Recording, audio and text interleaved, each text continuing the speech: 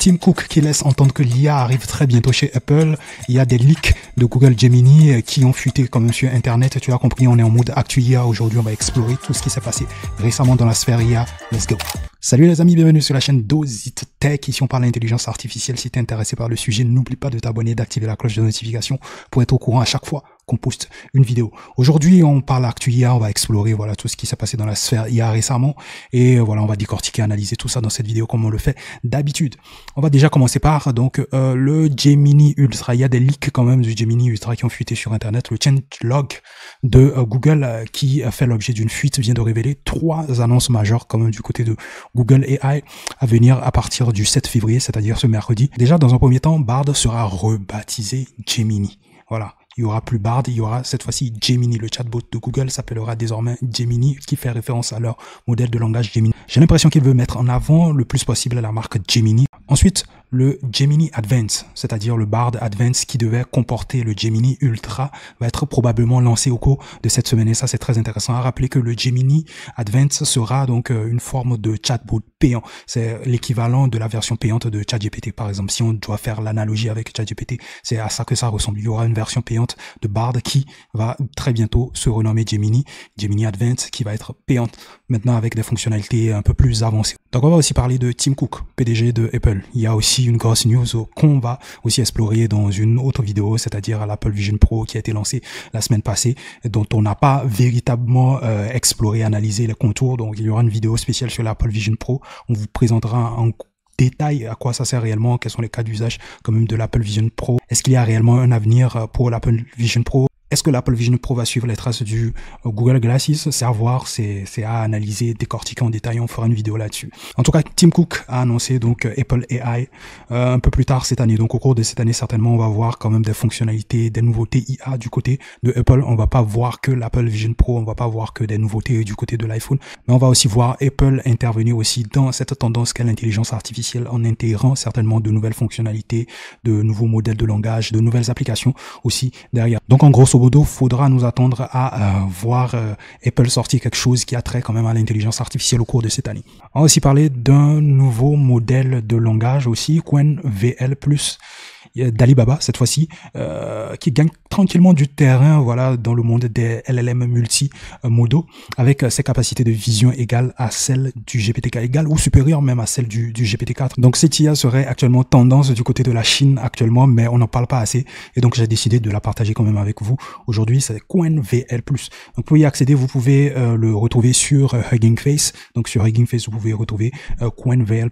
Donc voilà l'interface de Qwen VL+. Sur Hugging Face, vous pouvez venir là et commencer par tester, uploader votre image par exemple. On va faire un test très rapidement. Donc voilà, j'upload mon image. Ensuite, je lui pose comme question, que vois-tu sur cette image? Donc il est en train de charger, donc voilà.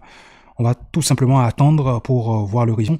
Sur la photo, on voit une jeune femme assise dans un espace intérieur lumineux et coloré. Elle porte un top beige, voilà, avec manches courtes, etc. Donc il arrive quand même à très bien décrire cette image. Donc voilà, un concurrent farouche, très sérieux quand même du GPT-4 Vision.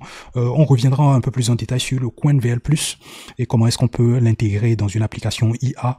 Donc on reviendra un peu plus en détail par rapport à cela dans d'autres vidéos, bien évidemment. Donc si vous avez des questions par rapport à cela, n'hésitez pas à les poser aussi en commentaire. On va parler du Google Mobile Diffusion. Google qui a lancé le Mobile Diffusion, qui est une approche qui permet donc la conversion quasi instantanée d'un texte en image, tout simplement. Donc au fur et à mesure que vous écrivez, lui se charge de comprendre votre texte et de prédire l'image que vous voulez tout simplement générer. Et en quelques minutes ou quelques secondes, vous pouvez générer une image quasi instantanément. Et ça, c'est fort, comme vous le voyez sur la vidéo. Mobile Diffusion peut générer donc une image de haute qualité quand même en une demi-seconde sur mobile. Donc sur votre téléphone, le travail est fait assez rapidement et ça ramène quand même au sujet des IA intégrés au mobile. De plus en plus de sociétés ou de startups sont en train de se tourner vers l'IA adaptée au mobile. On en a parlé un peu plus haut, Apple GPT, etc.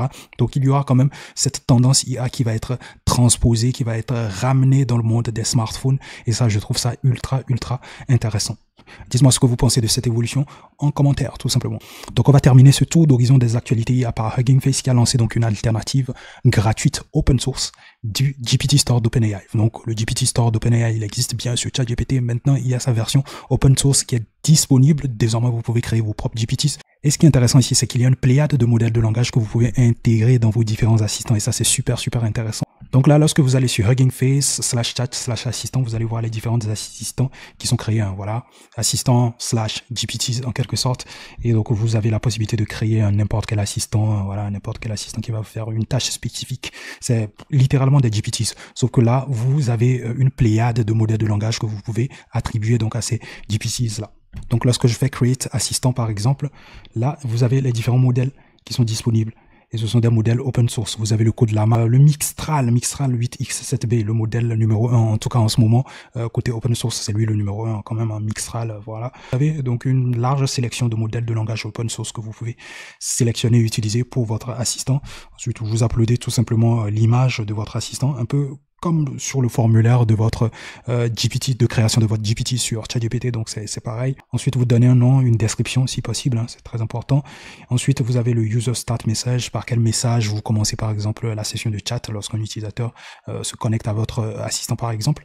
Et donc ensuite là, vous avez le système, les instructions que vous allez attribuer donc à votre assistant tout simplement. Le petit bémol ici, c'est que vous ne pouvez pas uploader des bases de connaissances, des fichiers par exemple qui peuvent servir de base de connaissances. Vous ne pouvez pas encore intégrer aussi des API aussi derrière. C'est ça l'avantage que ChatGPT a sur voilà, le créateur d'assistants de Hugging Face tout simplement. De toute façon, dites-moi ce que vous en pensez en commentaire. N'hésitez pas à y faire un tour, à tester, à créer vos assistants, à faire des feedbacks derrière.